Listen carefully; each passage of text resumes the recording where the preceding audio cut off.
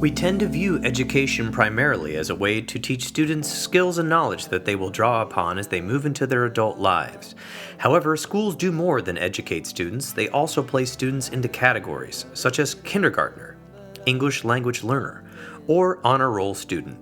In Schooled and Sorted, Thurston Domina and Doctors Emily and Andrew Penner explore processes of educational categorization in order to explain the complex relationship between education and social inequality, and to identify strategies that can help build more just educational systems. Some educational categories have broadly egalitarian consequences. Indeed, Domina, Penner, and Penner argue that when societies enroll young people in school, making them students, they mark them as individuals who are worthy of rights. But other educational categories reinforce powerful social categories, including race, gender, and class, and ultimately reproduce social and economic inequality in society. Elite colleges, tract high schools, and elementary school gifted programs provide not only different educational experiences, but also create merit and inequality by sorting students into categories that are defined by the students who are included. Today's episode is going to be an interview with Dr. Emily and Dr. Andrew Penner. Dr. Emily K. Penner is an associate professor of education in the School of Education at the University of California, Irvine. Penner is a William T. Grant Scholar and formerly a Jacobs Foundation Young Scholar and a National Academy of Education Spencer Foundation Postdoctoral Fellow. Her research focuses on K-12 education policy and considers the ways that districts, schools, teachers, and families contribute to and ameliorate educational inequality. Penner received her PhD and Master's of Arts in Education from the University of California, Irvine, and her bachelor degree in economics and international relations from Claremont McKenna College. Dr. Andrew Penner grew up in Japan, and until graduating high school, he was there. He went to college in Chicago and became excited about sociology. He moved to Berkeley, California to get his PhD, and he met his partner, Emily Penner. He discussed that his entire family now lives in the California area and no longer in Japan. Dr. Penner researches broadly on questions surrounding inequality, paying particular attention to how society creates categories and sorts people into them, and the consequences of these categorization processes. Much of his recent work considers how educational processes create categories and seeks to understand the implications of educational categories for inequality in education and beyond. Dr. Andrew Penner is a professor in the Department of Sociology at the University of California, Irvine, where he also directs the Center of Administrative Data Analysis. All right, here's the interview. Welcome to the podcast, Dr. Emily Penner and Andrew Penner. Welcome. Thank you. Happy to be here. Delighted to be here. Thank you so much. And you are two parts of the three people that wrote Schooled and Sorted, How Educational Categories Create Inequality. Also, your colleague Thurston Domina is also. Domina, yeah. Thank you. Yep. And I've read your bios, so people know that you're professors and working in higher education, and so they know all of that. And basically, today's podcast, I wanted to just highlight some of the things from your book and ask a bunch of questions. So thank you for joining me. Thank you. So glad to be here. Absolutely. So I guess my first question, which you did answer in the book, but I'm just going to ask you again, is why did we decide to write this entire book outlining all of these thoughts you had about how schools can create inequality and all these different categories can do that? Yeah. Well, I mean, the basic reason is we had written a paper that was a shorter version of this. And we have a friend who's a book editor, and she said, there's a lot of good stuff in here, and I wish you'd write a longer version. But that is not really answering your question, which is really to say that through a lot of research we've done, some personal experiences. I was a former classroom teacher and work with school districts in a variety of settings. We kept coming back to a lot of these problems of practice and policy around decision-making in schools that a lot of them converged on some of these issues around how to decide who gets to do what at school, and what kinds of things do schools teach kids about themselves and about what their potential is in the world.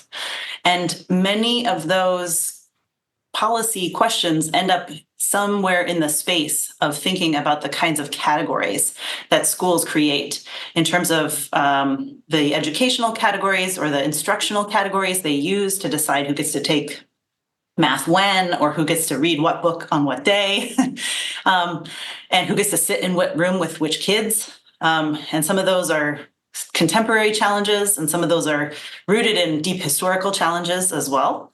And also, how do schools help students make sense of who they are in the world, and what kinds of things do they communicate about students? And a lot of that comes down to things about social categories and instructional categories. And the ways schools make choices about those categories ultimately sometimes lead to inequality, and sometimes can help reduce it too. And that kind of contradiction at the heart of all of these processes around categories, I think, is really the thing that got us excited to turn that paper into a longer book and work on it for the better part of 8 or so years. Well, that is an excellent comprehensive answer. Yes. And I do think this is an important question, because oftentimes if one was to turn on the news and just listen to headlines, you hear about like student teachers are in trouble for telling the kids about certain topics, or there's parents who are saying, you shouldn't let my child read this book. Right. Even though the child is meanwhile probably in the other room on the internet looking at who knows what.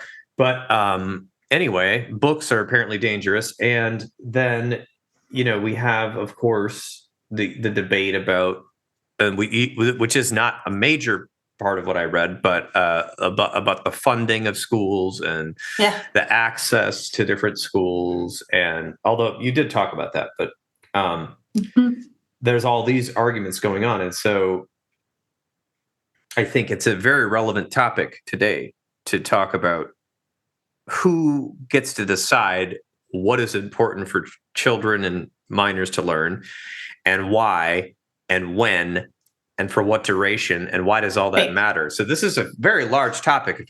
We got to go back to the basics. So you did talk about history. You talked about history. It did take us 8 years. Yeah. Yes, you did talk about history, and I liked how this book it kind of goes at it from many different angles. So where I've read books or blogs, basically kind of blasting certain elements of our culture or schools, and you did not do that. You sort of talked about how these categories, schools are category construction institutions, and they have to do that in some ways, right? And then in some ways that can be beneficial, and then in other ways it can be negative. So let's maybe talk a little bit about the beginning, about like,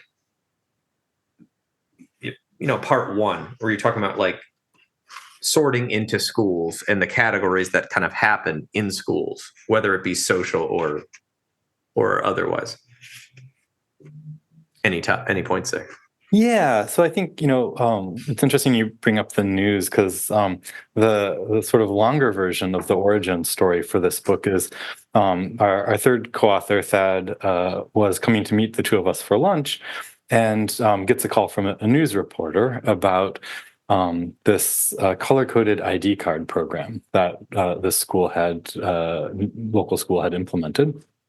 And the reporter wanted a quote, and as sort of Emily alluded, one of the things that sort of struck us as we sort of thought about this, color-coded ID card, where basically they were taking a test score and they were giving students different platinum, gold, or for the students that weren't doing so well on the test, plain sort of white ID cards.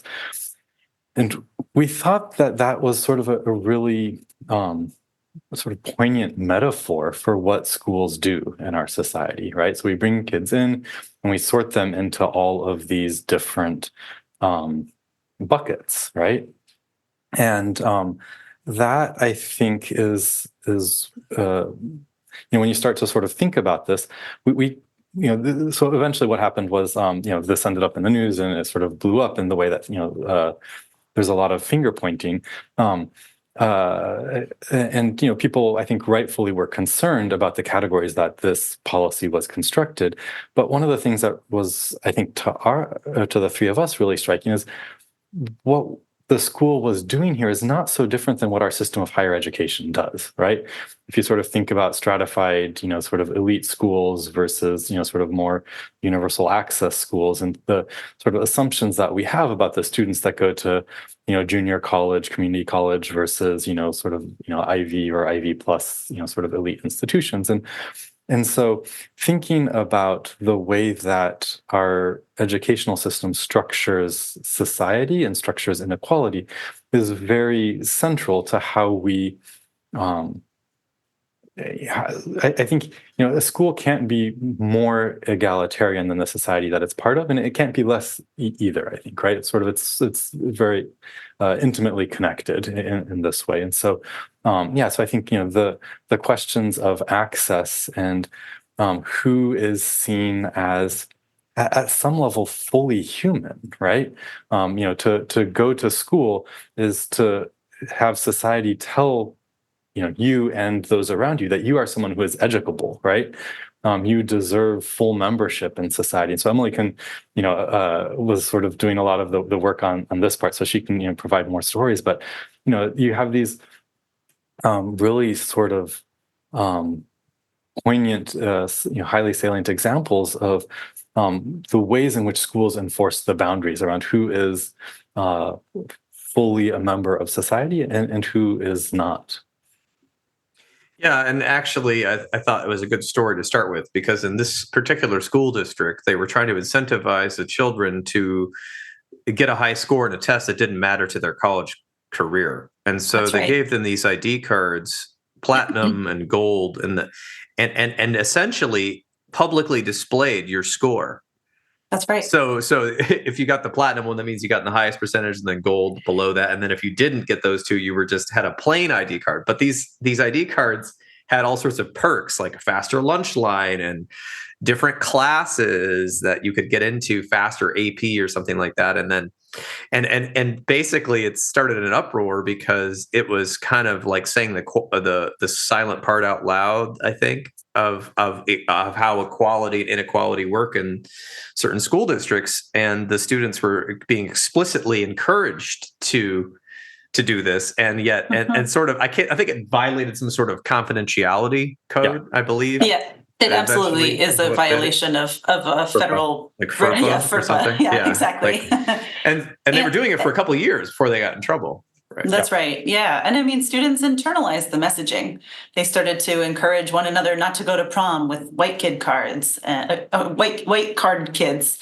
And, they really concretely absorbed some of this messaging. I mean, not everybody maybe, but it's certainly in the air. And there was all kinds of public messaging encouraging kids to strive toward these higher status cards, banners everywhere saying platinum card, don't leave home without it, that kind of stuff. And so that was like a little microcosm of sort of what you're talking about with access to education, but then also what I think for the psychological crowd that listens to this podcast, really the messages that children are internalizing about who they are, because in this age group, between 0 and 18, well, I won't go down to 0, but let's just say 10 to 18, we're really working on starting to form our identity while we're still at home, or hopefully at home with a parent or caregiver. And part of that, a lot of that is happening at school or in social groups that have been formed from school.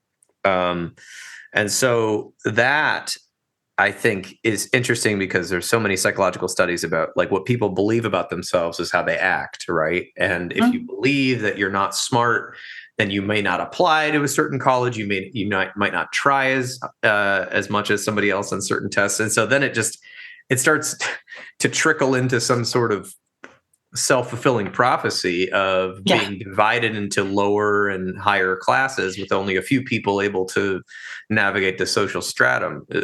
And so I think that's kind of where I saw it going.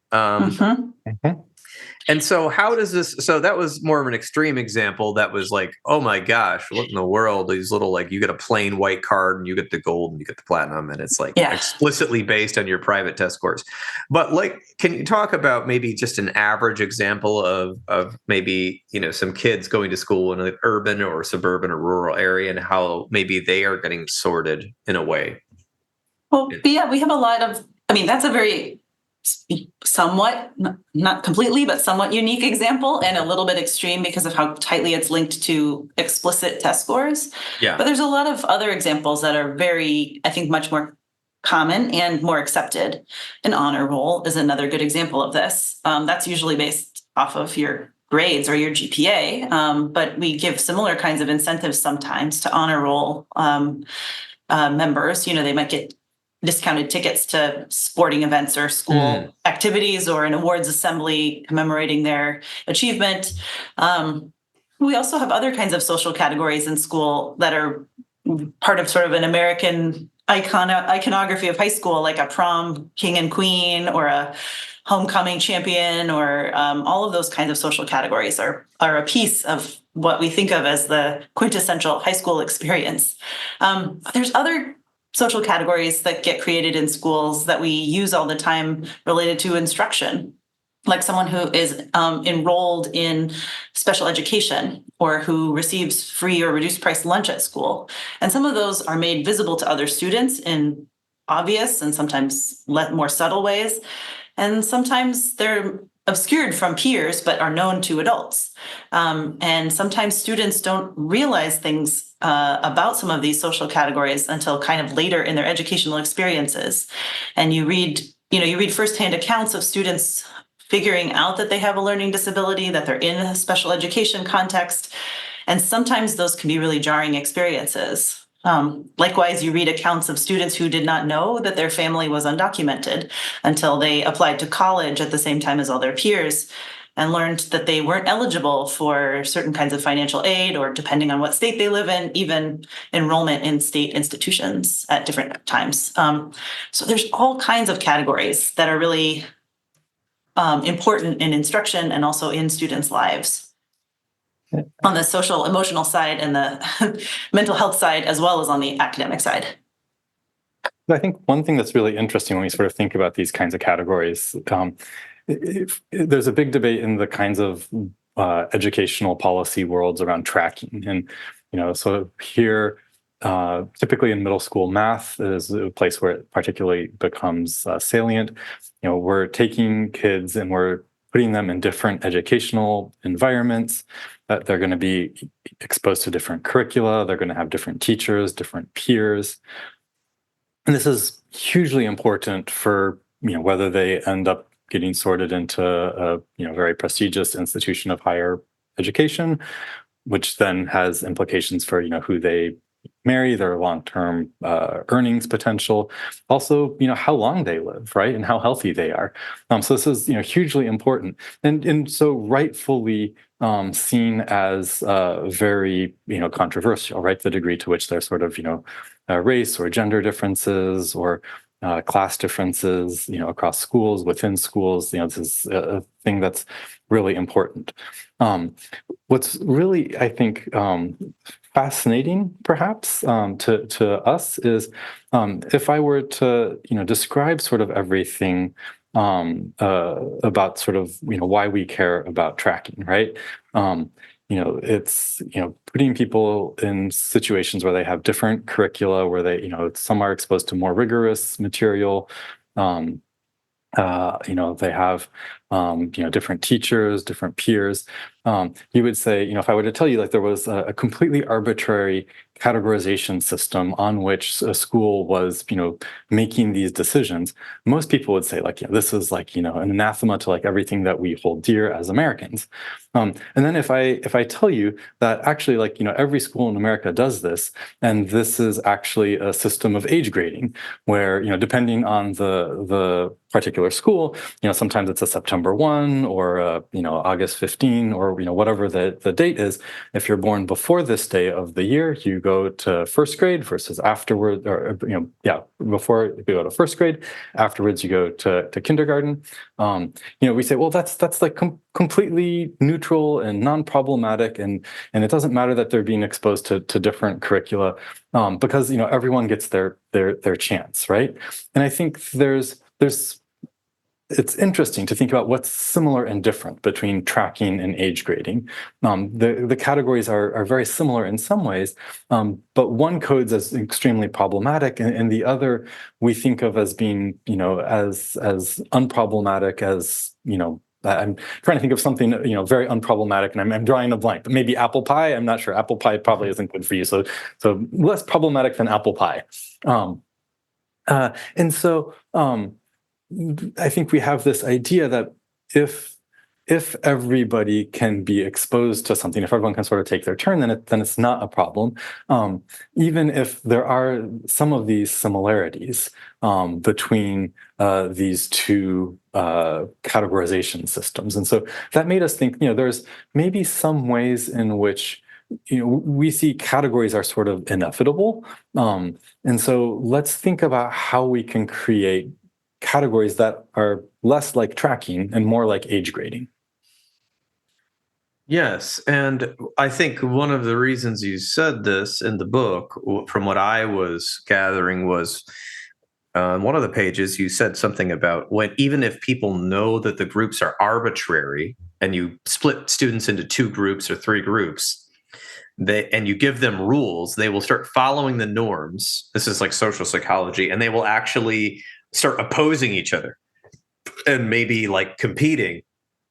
And obvious examples are in sports, right? Like in gym class, you'll say, okay, 1, 2, 1, 2. Okay, the 2's over here, the 1's over here. And then everyone's like, you're the pirates and you're the, gorillas and ninjas. And now we're fighting. And then people get very upset when you then make them go to the other team, right? You eventually divide them up again. Like, wait, we've formed a whole culture here, so I can only imagine if, that's a very informal, fun thing in gym class. I can only imagine, we already know the social categorizations in the 80s movies. If you go watch an 80s high school movie, you'll see like the jocks and the nerds and the dope heads and like the metal guitar people and like the slackers.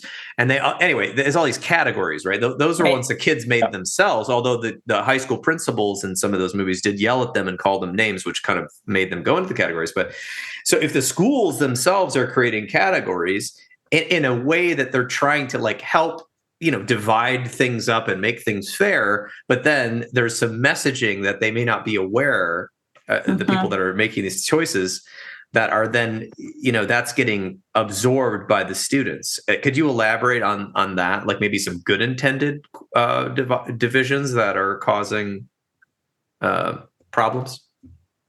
Sure. I mean, I think a space where some of these instructional categories around math have good intentions behind them. They're trying to give kids the right level of challenge to help them make progress on learning a concept that's pretty vital to a lot of the things they're going to do next. But a challenge about it is that, there's also different kinds of resources that are attached to different levels of courses. There's often teachers that sort toward the whatever's seen as the more prestigious assignment. And I think, or the class of students they feel like is going to be the most engaged or the best behaved. And there's lots of research documenting that happening, not just in math, but in assignments all along the K-12 continuum. And, teachers sorting toward AP classes or toward particular groups of students. I think there's other instructional categories, in younger years, often around reading groups and things where you're trying to find a group of students who can sit down and work on the same sets of skills together. And the sort of challenge of some of that is when it becomes really durable and you've communicated to a group of students that, they're the fast readers and this other group is the slow readers. And you really, if you get them kind of fixed in that mindset, I mean, that might seem pretty obvious to us now, but that is certainly part of what common practice was not that long ago. And And especially when you make those kind of categories very durable so that they last for the whole school year, or it follows students into their next year, those kind of messages can start to echo in students' ears really quickly. Can I mention a flashback? But oh yeah, make sure. your main point. No, I was wondering if that look on your face was that you had this resonated with something in your head as well. This is beyond egregious, but I just realized that when I was in fourth grade, which was probably 1990 or something, I have no idea, something around there. In our reading class, our English class, or whatever it was called, they did do that. And we had myself and 4 or 5 other people got to go sit in the back of the classroom on these cool cushions. Right. You got all the privileges, right? We were literally the advanced reading group. Yeah. And then the other group had to go to this other side of the classroom and read with the teacher line by line through these books. Yes. And they would take turns reading. And they were I think they called them the regular or group or the remedial group or something. Perfect. And then it gets even worse. Oh, it gets worse. They then at some point, I don't remember what happened to this, but somehow our teacher was sick, or maybe we had 2 teachers and one of them was sick or something. And so then they assigned the really bad readers, the 5 kids who were the worst, they sucked, their parents probably never read to them.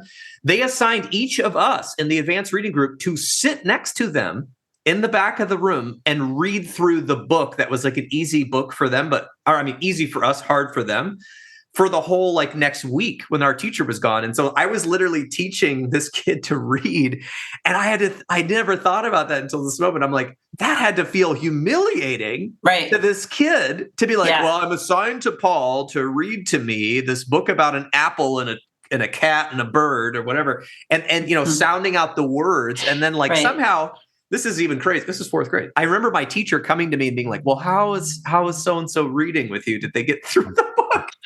And I'm how the hell am I getting paid?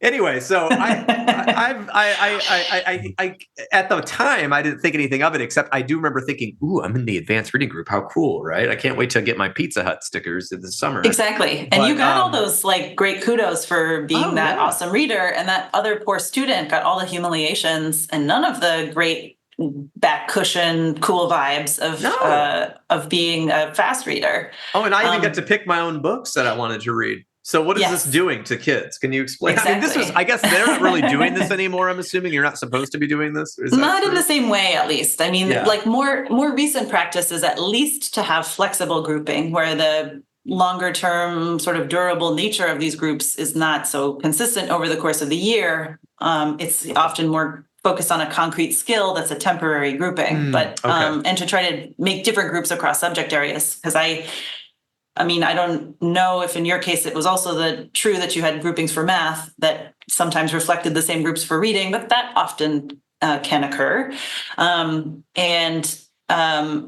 I think a second thing is to also figure out, I'm sure that other student who you had to spend that time with had something else that they were very good at. And I think the tough thing about some school contexts is when we boil things down to just, reading and math only, those students don't get their turn to be the expert. And every kid is coming to school with some kind of expertise, some kinds of skills. And I would hope that there would be more opportunities for that student to get to be in the, cushy back room, choose your own book kind of status that you got to, at least at some point, so that it wasn't always, conveying to that student that they were behind. Yeah, we all have a skill to share. Go ahead, sorry. Exactly. Yeah. And say, and one of the things that's really interesting from a systems perspective, right, is when we think about, again, going back to higher education, which is very stratified in ways that we're mildly uncomfortable with, but we largely accept the idea that, people that go to some universities, deserve to get paid more or, have whatever the good things in life are. And you can sort of trace that back to, okay, well, we know who those kids are going to be in high school. And you can, maybe even trace it back to fourth grade, reading groups, right? Who are in the advanced reading groups versus the kids who are struggling. And you can give them, names like, advanced versus regular or remedial. Oftentimes, we'll be talking to people and they'll say, oh, it was supposed to be opaque, right? It was like the red birds, the blue birds, and the yellow birds. But we all knew, like, which birds were the birds you didn't want to be and which ones were the better birds, right? And you can, we start to get like more and more uncomfortable with it, like as you go earlier and earlier. And I think this is a little bit, the story of the color-coded ID cards. Why it was seen as problematic. Why the for fourth graders, it's like, oh yeah, like that's really not something that we feel comfortable with fourth graders. You could, go all the way back down to, preschool and infants. And at that point, people would start to, get really upset because it's like you can't treat infants in this way, even if like we as a society can say like we can, when kids are born, like draw a pretty straight line through, these different kinds of experiences that are going to lead to on these different kinds of pathways, right? And I think it highlights the ways in which our educational system depends on the idea that everyone is coming in with the same chances, and it's what you make of them, right? And we know that that's not actually true. But in order to sort of justify the kind of inequality that is created, we have to have this idea that people are being categorized in a way that's fair, even though as you're just talking about, there's sort of really nothing about the system that is fair. Yeah, there's a lot of large concepts here, so I'm trying to figure out how we explain this because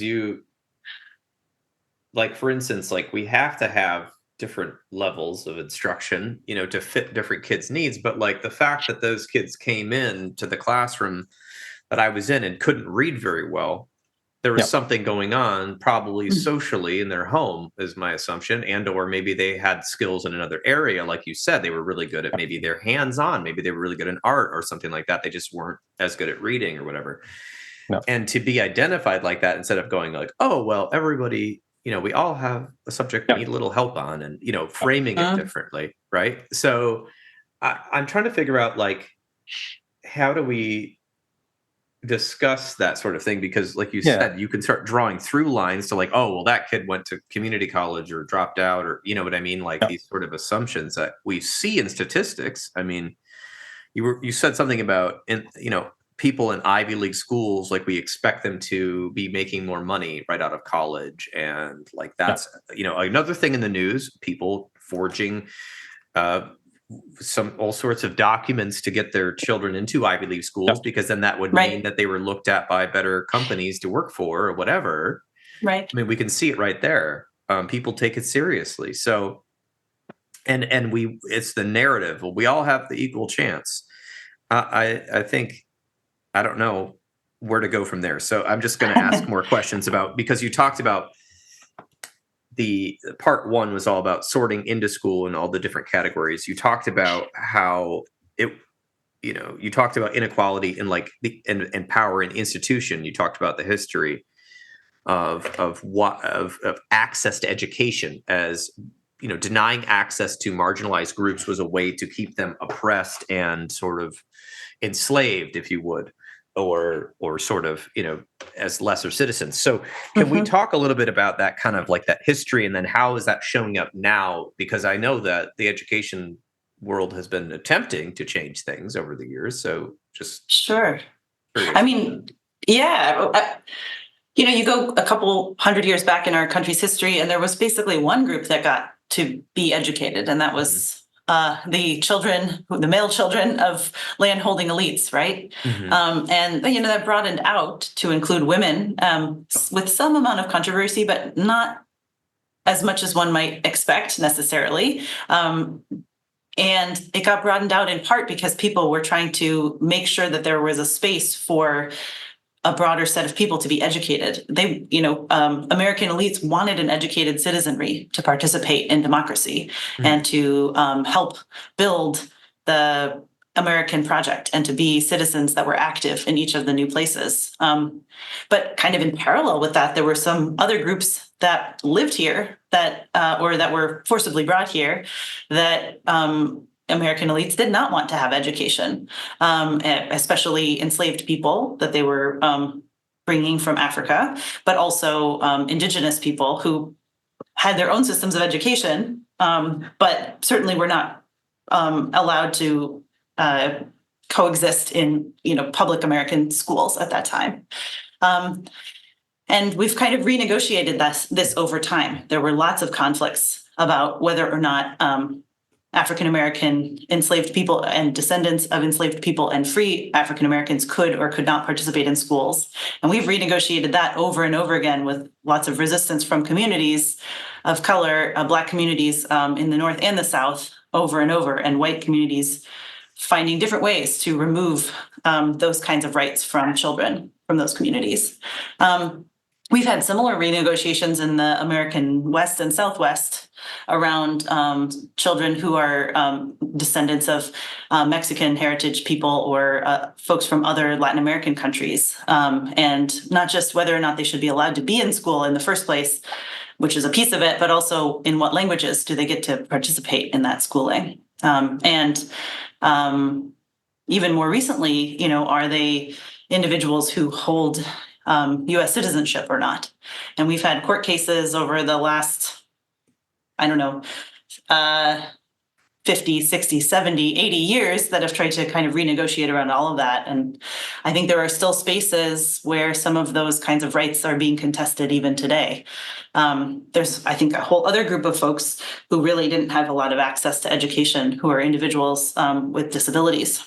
And we didn't have school settings that were meeting the right needs of individuals with specific disabilities for a very long time, until there was a bunch of advocacy to try to remedy that on the part of individuals from various communities, disability communities. So there's a whole host. When you start to back up a little bit and think about all of these people who now get to be at school, compared to who was in school several hundred years ago, it's actually a dramatic transformation.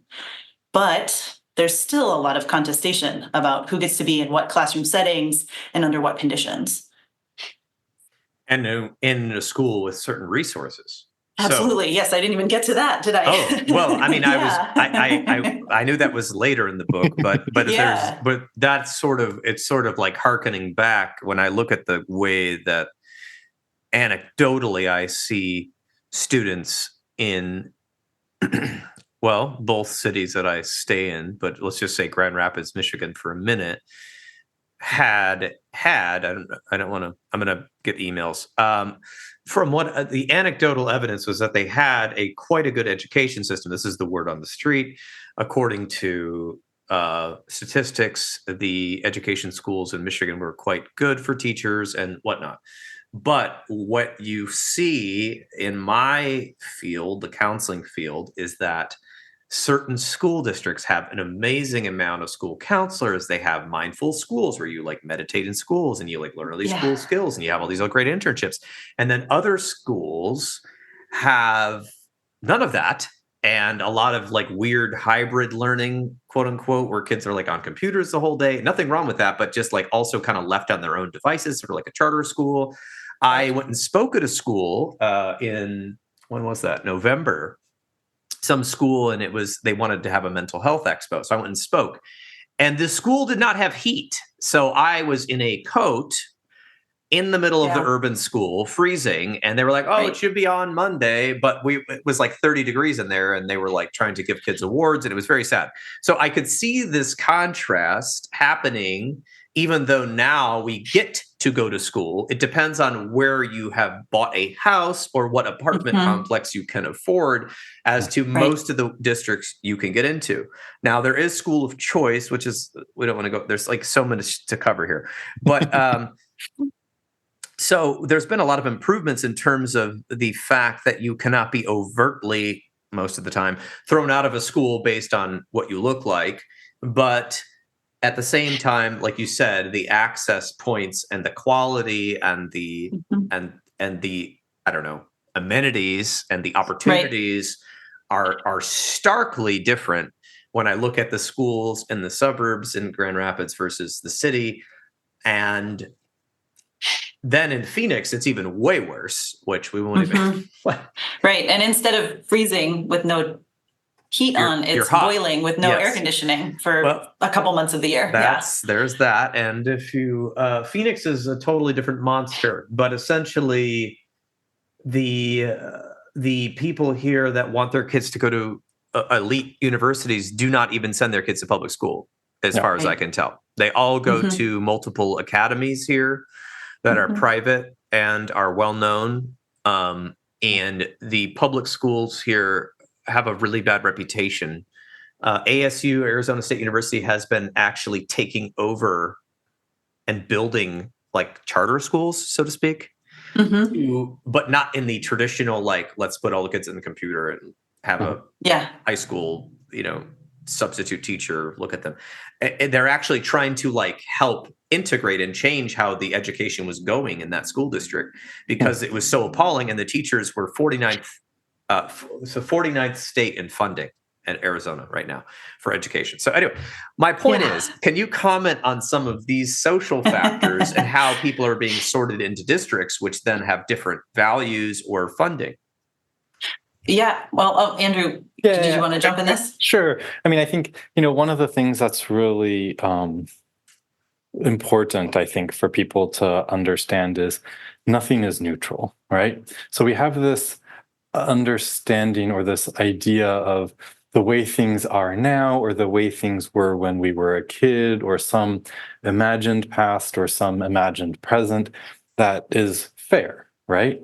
And I think, we say, when we want to change something, we say, well, that's not fair. But I think it's important to understand, sort of along the lines that you laid out, the system that we have now is fundamentally problematic in so many ways, right? And I think that's some of the stories we tell in the book are school districts that would close all their schools rather than integrate, right? Because they would say, like, we're just not going to provide any public schooling because we don't want Black and white kids to go to school together, and that is not that long ago, right? And so this idea that somehow we have magically fixed all of our problems and that schools are this wonderful place, I think is wishful thinking.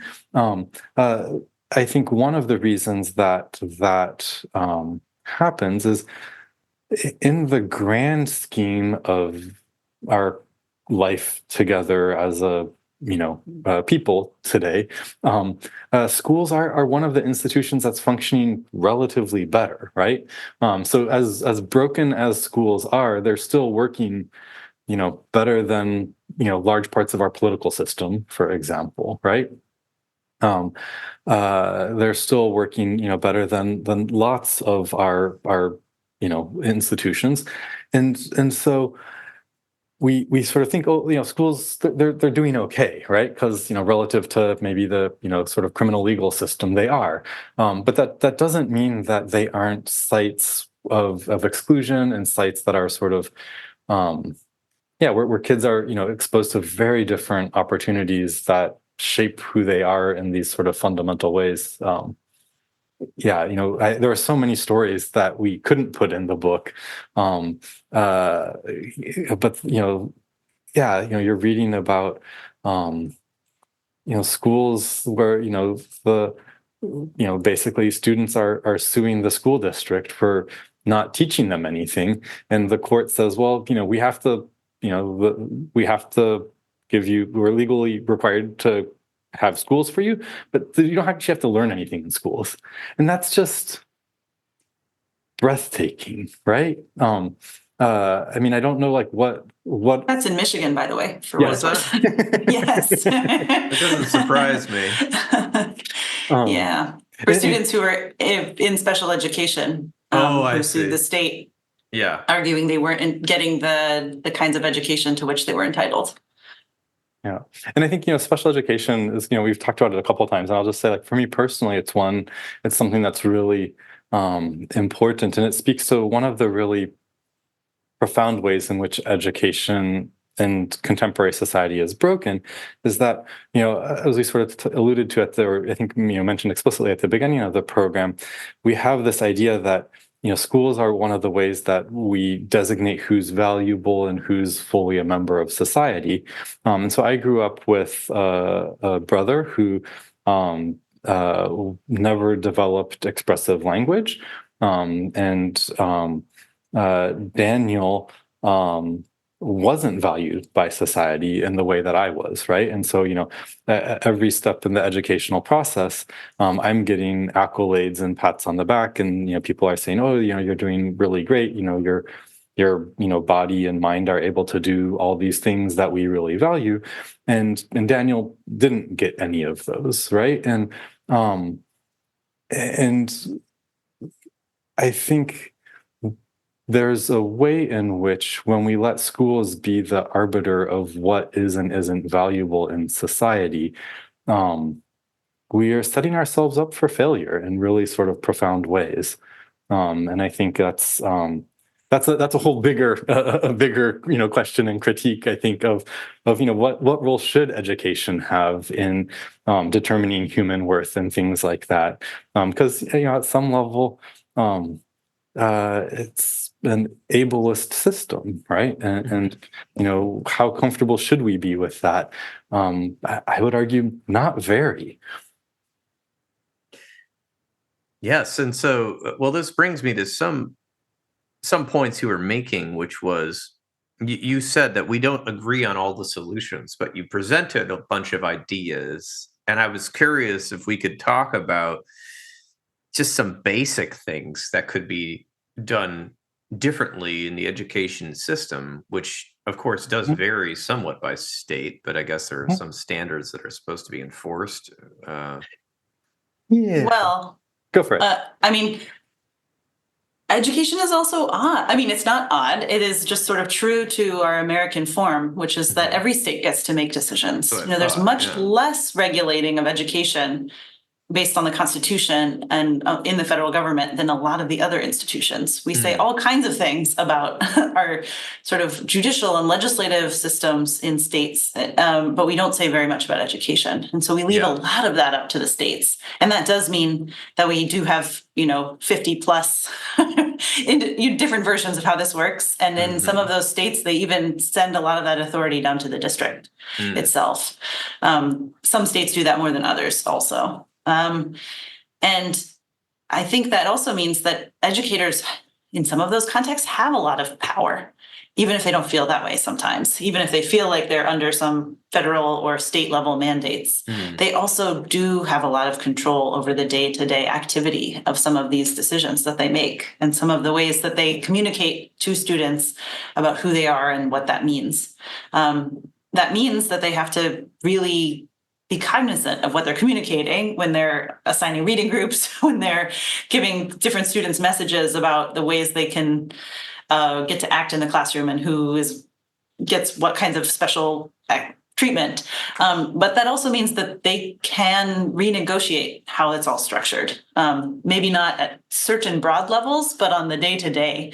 And in some of their regular practices, they could make decisions to make some of their groupings more flexible, to try to get input from families and caregivers whose voices are not often included, who are not the ones leading the PTA or showing up at all the school events.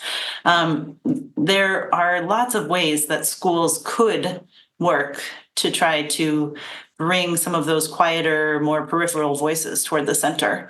They have to put in effort to do that. And I don't want to make light of all the other responsibilities educators and school leaders have and how complicated and continuously evolving those are. But they could also reorient the way that they're making some of those decisions to make them less fixed and less reinforcing of people who already have a lot of advantages. Yeah, so Emily talked a lot about sort of the power that we all have, right? And it's not just educators. I think it's, students also, families, communities. And I think, when I take a step back and sort of think about it, one of the things, and this isn't just me, right? This is sort of all three of us, a decade-long conversation. But one of the things I found very thought-provoking is, what is our goal for schools, right? Like, what do we actually care about? What are schools for? Who are schools for? What are they about? And the thing that we sort of found ourselves thinking about is there are sort of three, not sort of mutually contradictory, but sort of not overlapping goals that schools have, right? And so one goal we can think about schools having is self-actualization, right? Schools are supposed to give kids skills, whether that's reading and math and sort of those kinds of sort of academic skills, or whether it's emotional regulation and social emotional skills. But they're supposed to sort of prepare students to live as productive members of society, right? And you can sort of think about this from like gardening, sort of helping sort of let sort of every individual flower bloom, or sort of be as beautiful as they can be. The sort of another logic, I think, that or sort of goal of schools is that of sorting, right? And this idea that when people are getting out of schools, they're going to be sorted into wherever place in adult society they fit. And so you can sort of think about like those two logics and the example of the fourth grade reading group, right? It's how do we sort of, we want to sort of sort kids so that they're being, positioned on this kind of hierarchy. And also we want to sort of help kids, learn to read, sort of meeting them where they are, right? And I think what's missing from that story is a third goal, which is solidarity, right? And the argument I think that we would make is, in the contemporary education system, solidarity is often sort of the overlooked sort of goal of schools. We focus a lot on sort of self-actualization. We focus a lot on sort of sorting, but we don't focus a lot on how do we learn to be a community, right? And if you sort of think about the kinds of polarization that we see now, the kinds of problems we have around with the pandemic, or with climate change, how these are, I think, questions that are going to require trust. They're going to require learning to work as a community. It's not primarily an engineering question, right? It's primarily a question of how do we come together as a country, as a world, to work together. And I think that's something that schools are, in some ways, can be really good at, but we have kind of been ignoring it, right? And I think that's a really, it's to our detriment, I guess I would say. Yeah, I guess I just am going to throw out some ideas and see what you both think of them, because I've been thinking about this a lot. Absolutely. Because you talk about the history of, okay, we wanted American schools to help people become citizens and participate in democracy, right? And then we talked about how in recent history, schools and gaining an education is less about that, is somewhat about that, but more is now competing for the best jobs and the best positions and the social status and the economic status and whatever. It's become something else. Well, though I would argue it's always been about both. Well, right? sure. Yeah. Okay. Great. I'm sorry. Yeah, Explain that perfect. more, because I think I was grouping too many summaries in one thing. Yeah. No, so I would say schooling is always about access and always about hierarchy, right? So I mean, this is one of the things that I think, I don't know, maybe it's not helpful. I'll be curious to hear your thoughts, but one of the things we talk about is what's the sort of the civil service exam looked like in Imperial China, because I think if you start talking about something like affirmative action, everyone has the answer before they have even thought about the question, right? Whereas if you talk about a system where people are being sorted based on their test scores into these, administrative positions in leadership, and being, celebrated for, taking the test and for studying for it and for passing it. as happened in Imperial China. And then, there's restrictions on who is and isn't allowed to take the test. You see sort of very the same kinds of debates happening, hundreds of years ago. And I can, go at, Emily will start to glaze over here. But there's lots and lots of examples of these discussions, hundreds of years ago, where, for example, the bureaucracy in China is trying to figure out, how do we have a quota system so that elites from different regions are equally, sort of represented, and that was seen as like, if we don't have both Southerners and Northerners in our, in the people who are passing this exam, and moving on into elite positions in the government, our system is failing, right? And so I think you get in both those cases, it's about access, and it's about who gets access to sort of power and who's represented, but also about hierarchy and sorting, right? And so I think those two things have always both been at the heart of education and educational projects, if that makes sense. Yes, they always have been. I guess I wanted to clarify what I was talking about. In the narrative about the schools was that we wanted people to become good citizens. But back then, let's say the 1800s, it was only the land-owning elites and males. We discussed that. I guess I was just trying to explain that it's evolved, but it's still the same. That's right. 100%. And the competition's still the same. And it's interesting. Like even now with college, you can see it with parents who can afford to pay the full tuition. Or are donors to certain universities or whatever it is, versus the kids who maybe have the grades but can't afford the college without taking on debt, then making the tough decision: do I take on this, double mortgage in debt at a high interest rate that I can't ever declare bankruptcy on, or do I go to the lower school? Right? Do I exchange social status? Most likely, and harder working to go to a no-name university, or do I gamble, right? And so there's still some social mobility, but again, it's the money now is reinforcing it. How do we keep the elites in power? Well, you send their kids to the best institutions, they go to the best schools, they get tutors, all that. I mean, that's been happening, it's still happening. And I guess I was trying to say was, so it started out, according to the narrative that they were saying, was that we wanted to make these good citizens participate in democracy. And now I'm not really, there's many reasons why the schooling exists, but it seems to, in the zeitgeist lately, has been a lot about competition and winning and grades and test scores and all that. Now, I'm just taking a little chunk of the giant pie that you just talked about in the book, just so I know I'm not trying to condense this into one topic. There's like literally, we're totally talking about part one right now still, which is 4 parts.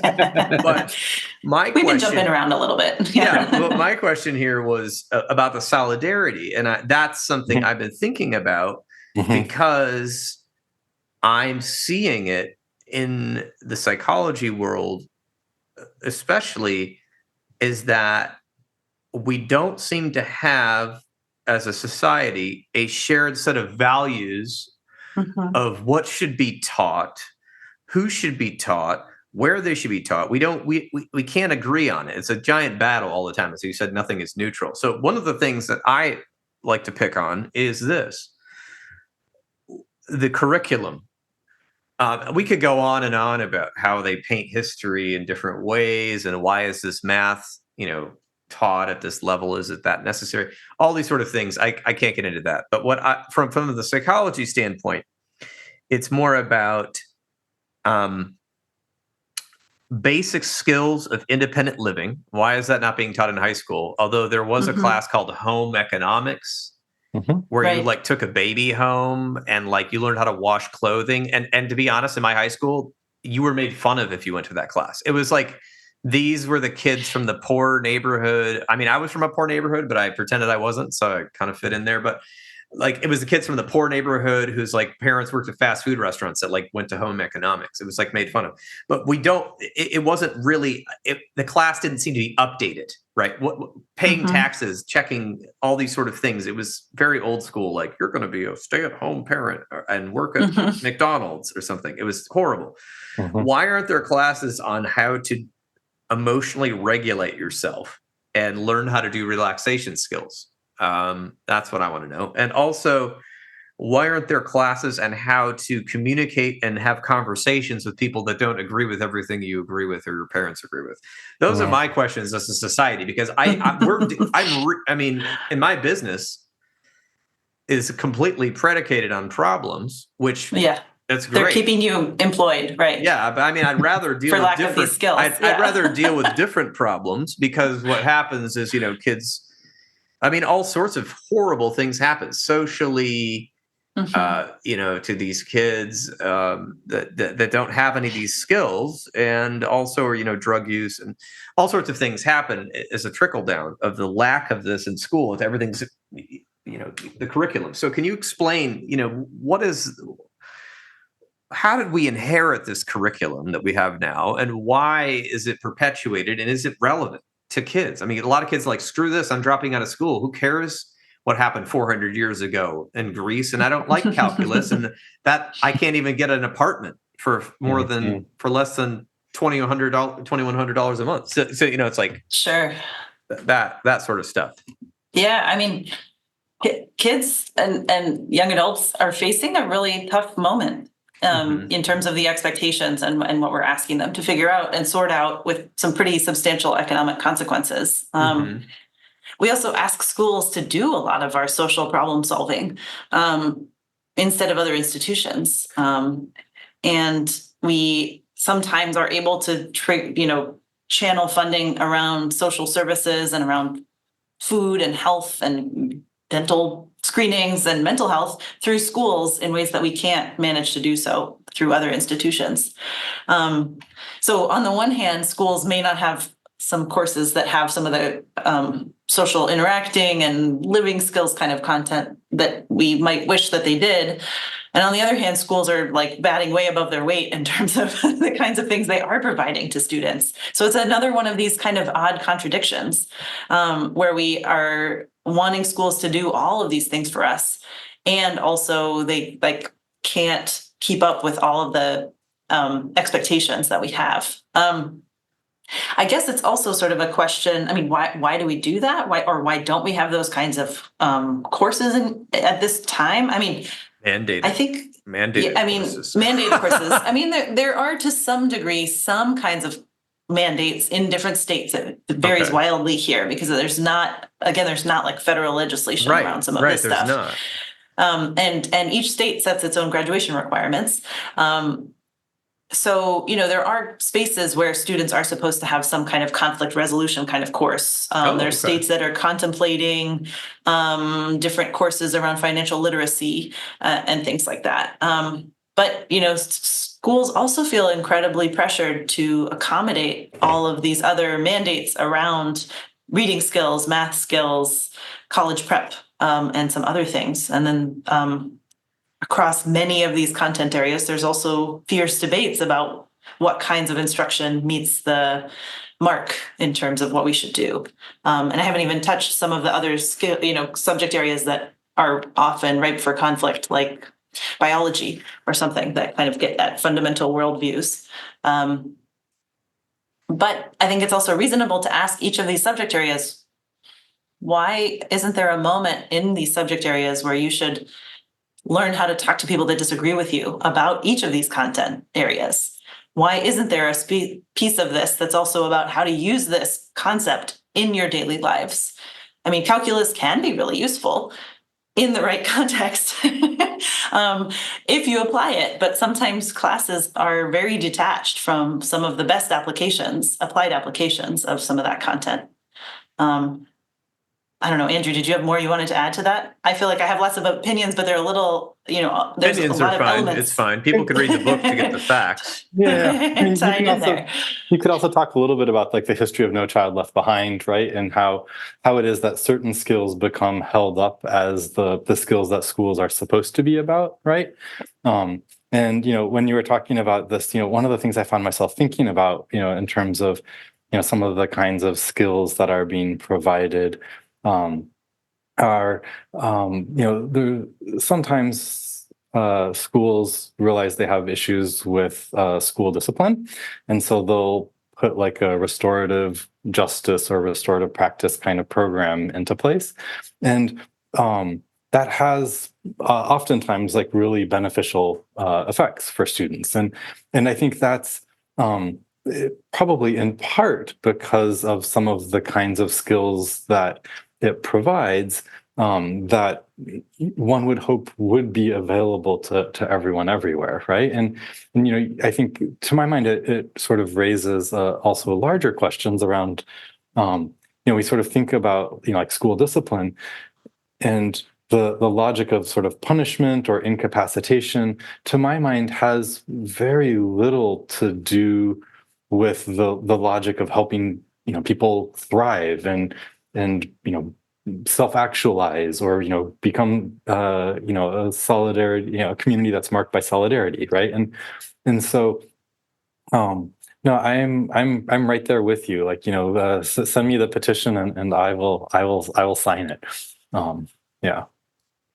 Yeah, I was thinking about that because I guess this is something when I was reading your book. I mean, education has evolved obviously over the years and become slightly more inclusive and whatever, right? But it's again in the U.S., like you said, every state, every district has their own stuff. So maybe there is a district out there that's going to email me and say, "Hey, you didn't hear about us? We were doing that." But I think this is again something that, like, there's better ways to do these things, and I almost feel like it's like evolving, right? So it's like I just named a bunch of psychological social curriculum that I'd never seen in school besides Mindful Schools, which is this sort of program that goes in and teaches kids mindfulness, and there are some programs that go in and teach kids about being nice to each other, and there's programs about being good character but these seem to be like Yeah. what do I want to call extracurriculars, or like it's a week where we're going to talk about this. I'm like, this is a whole year. Okay. I mean, the violence that you see in the news and whatnot, and all of the social problems. The problem is the pressure's on the school, because the parents, I think now a lot of parents, both parents work, right? And so then who watches the kid? But like siblings, grandparents, or iPads, or who knows what. So I guess what I'm saying is, it's like, as a society, we're in this massive, rapid evolution thanks to technology. And I do think that the schools, they think that, my opinion, it's an opinion, I think the schools think that they're catching up by giving all the kids technology and like working and moving their curriculum onto technology. What I'm saying is, no, that's cool. But like, my point is, how in the world is society going to continue to exist if we don't invest in schools and expand what they do? Like you said, like food drives and making sure parents have mental health education. Like, I got pulled into some after school mental health education speech where they gave away free food in a freaking freezing building to these parents who didn't look, to be fair, they just kind of looked like they had all worked 12 hours. It was not a good scene. And what I mean by that is, like, if there was a standard to bring in non-political, quote unquote, non-controversial skills like social skills and talking and breathing and learning how to regulate your emotions, and not just like these scared programs, like, if you do drugs, you're going to be in the gutter and live in a van. Like those things don't work. If we had like these skill-based programs, I think that would be expanding the role of the school. But then that goes to the funding, which, as we know, if you look at the federal budget, our education budget, and you look at the school education budgets in most states, they're very small. And the teachers get paid very little for the cost of Mhm. living in those states. It's Mhm. abysmal. And it's kind of like, well, I guess I failed in business. I'll go be a teacher now. Like, I know that sounds horrible because there's so many great teachers out there right now that are like very insulted by that, but it's not fair. They should be making 90 to 100K every teacher out there. And then they should be Yeah. graded on that to keep that salary by like, are they performing? Right. And what I hear from teachers that I've talked to is that even their evaluations make no sense. Like the way they're being evaluated, it's like these weird, like people that have been crustily in the curriculum or in the school district forever, like coming in like, I'm going to observe your classroom on Tuesday at 8:45. And I don't know. It's everything sucks. I'm hoping that this book will help people understand that like schools are where people are forming their identities. It's where they're learning that they might have value to society and the world. They're so important, and yet, and if something isn't going right there, I can have such a huge impact on your social life, your educational life, all these areas. It's almost as important as the family you grow up in, what school you go to. I think it's almost at some point tantamount to that. It's a formative, it's for, I think, the folks who are very lucky to live long lives. It's probably a fifth of their Yes. years of life, something like that, spent in schools. And it's the spot where they forge friendships for many last for a lot of their lives, or they form traumas, or they form all kinds of opinions about themselves. And some students, some kids, young adults are very lucky to have some very transformative experiences and to connect with teachers who make the best out of, as you mentioned, some challenging financial situations, some challenging instructional environments, and the fact that we rely on them so heavily speaks to both their importance and how much we need to keep working to try to improve the experiences for more students and for more adults who are involved in all of these schooling experiences across a lot of different kinds of needs and a lot of different kind of contexts. So even though the book might point out a lot of challenges and highlight a lot of things that are not going as well as they could, I think the point is also to urge people who are in communities with schools, who are not even teachers or educators or parents or caregivers, to think carefully about ways that they can help to support their local schools, help them get the funding they might need, or help them, weather some of the current and upcoming social challenges we face, and to not spend all their time thinking of them as organizations that are failing, but as organizations that need us all to kind of lean in. Yeah, I agree with that. Yeah, I mean, I think that's why I want people to buy your book. Thank you. Because I think that as a society, there's lots of political debates and get involved in politics. But if you want to make a huge impact, get involved in helping your local school district solve all the problems, because we aren't treating them. I mean, excuse me, our society, if you look at the funding, which our society is based a lot on funding, I would say that schools are about half defunded. They're just not, they're not funded. They were funded quite well at some point, and they've kept those numbers relatively similar. So inflation has killed their funding, essentially, is what I'm sort of seeing. And so I think it's an important thing here is that you're not bashing schools. And in this book, as I said, I'm the one who's controversial here. That's why I'm giving my opinions. You kind of examine everything from all angles. It's a very egalitarian, like equitable is the word used so much in here. Like you're looking at it, you're not, completely like just bashing schools. You're like, here's how we can help, and here's an issue we see. So Andrew, I want to let you have a say here. As we're getting close to the close. Yeah, I was just going to say, I think it's really important to us that, schools are, in some sense, one of contemporary's great success stories, right? Are they perfect? Absolutely not. Do they, could they be better? Yes. Do we need them to be better? 100%. And, one of the titles that we were working with was, schooled and sorted, how educational categories create inequality and what we can do about it. And what we can do about it got, cut out by somebody who didn't think it sounded academic enough. But that was really important to us, right? That we didn't just sort of talk about, all the ways in which schools are problematic, and all the ways in which schools are great, but how can we do better? Because we really see this as an issue on which failure is not an option, right? Like we have to figure out how to do better here, and for our kids, for ourselves, for our world, and so yeah, I think it's really important to us that we end on a note of. I mean, I'm like the world's worst optimist because I'm like, it's all gonna, we're all going to hell in a handbasket. I don't know if I'm allowed to say that. There's been said lots worse on this podcast. Okay, excellent.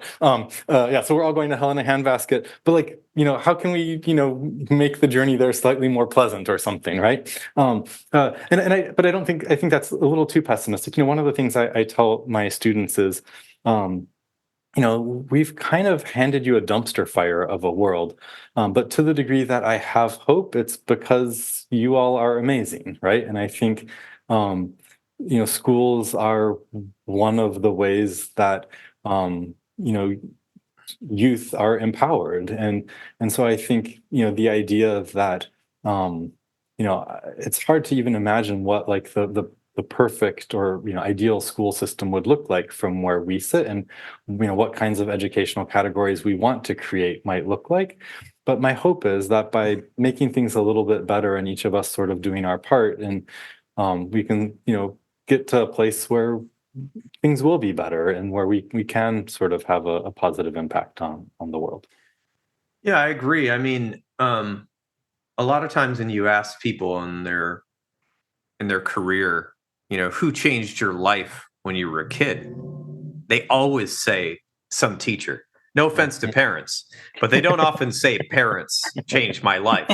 Parents are responsible for my life, and they annoyed the hell out of me. / I'm grateful for them, but the teachers changed their life. And I would say the same thing. I would say that if I had not had school, and I went to I won't go into my story, but I went to some really horrible schools. And then I also went to a really, really good public high school as well. So I saw the differences actually in my life, and was affected by those differences, and the way that the school culture and the way that those teachers just pitched in. They weren't making any money, money to do much, and just how it changed my life and made me feel like I actually had power in life, especially when you're coming from circumstances where your parents don't have much money.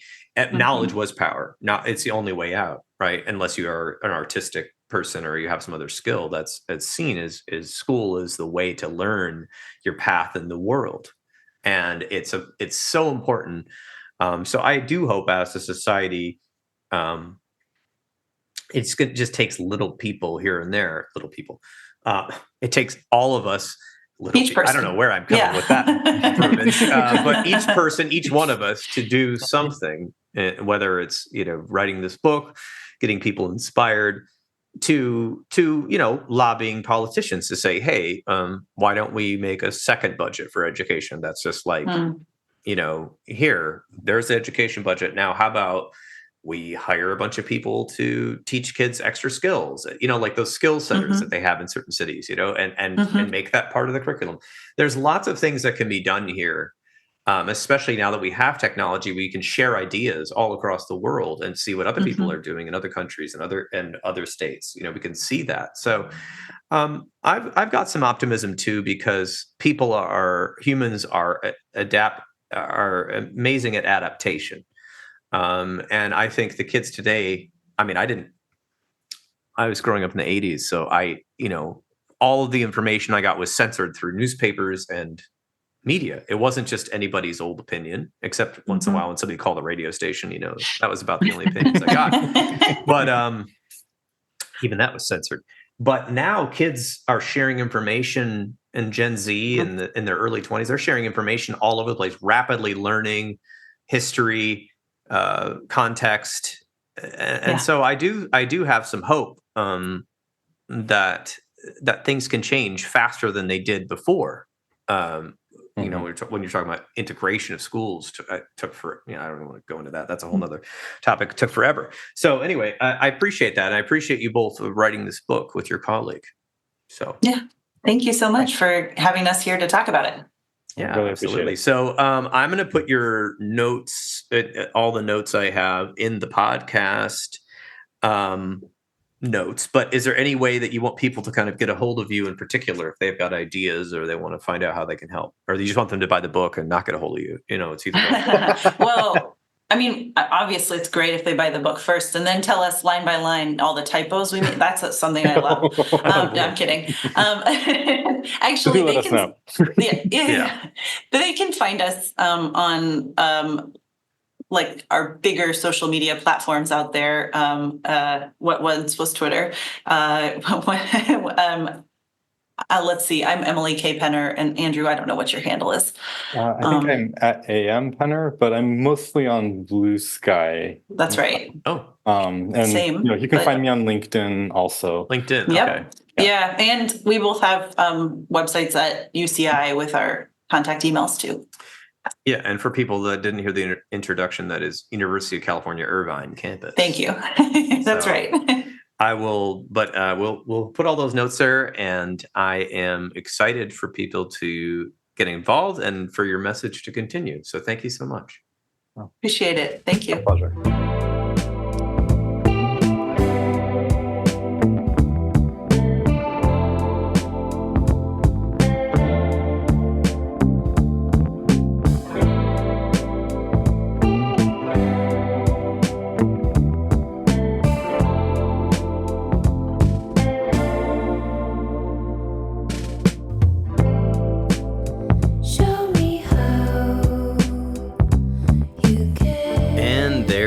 Have it. This has been another episode of the Intentional Clinician podcast. If you're enjoying the show, please share it with people you know. I would surely appreciate it. Or take just a minute to give us a rating on iTunes. As most of you know, I am passionate about preventing future violence in the United States. My colleagues and I have started a nonprofit called the National Violence Prevention Hotline, a 501c3 organization. We are endeavoring to gain funding and collaborators so that we can start a 24/7 hotline and chat line to reach potential perpetrators before they act violently. It is a bold effort to save lives and curb violence by working to connect with potential offenders while they are in the planning stages of violence, help to de-escalate them, and provide resources so that they can get appropriate professional help.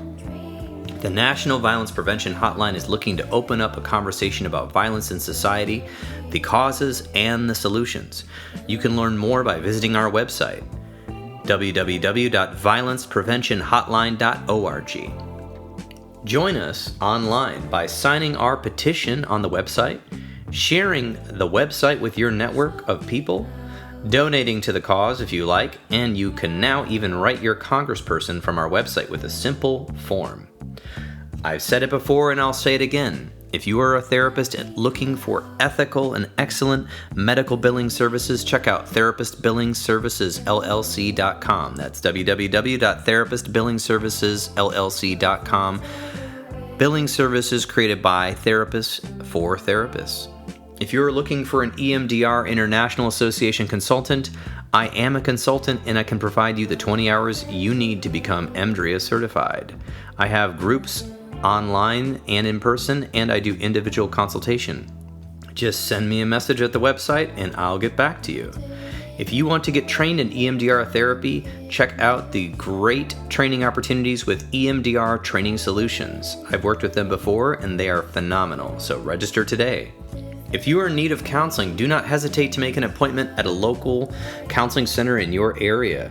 You can also make an appointment with the excellent clinicians in the Grand Rapids, Michigan area at Health for Life Counseling and the Trauma Informed Counseling Center of Grand Rapids by visiting www.healthforlifegr.com. The recording you just listened to consists of the personal opinions of Paul Krauss and his guest, and while these are based on the literature they have read and the experience in their fields, this should not be viewed as a definitive opinion on any subject. Listening to this podcast is not a substitute for treatment. If you're in a crisis, please dial 911 or the National Suicide Prevention Lifeline at 988. You can also text 741-741 and a live trained crisis counselor will respond. Did you know you could support your local bookstore by shopping at www.bookshop.org? You can order from the comfort of your own home online while supporting local brick and mortar businesses near you. If you are a therapist and you are not a member of your national or local therapy organizations such as the American Counseling Association or the American Mental Health Counselors Association, please get involved. At least pay the dues. It will help the lobbyists in our field keep us from becoming gig workers. And of course, there's the bonus of increasing mental health education around the United States and helping people understand what counseling is and promoting best practices within our profession. Until next time, I wish you all a safe and peaceful week.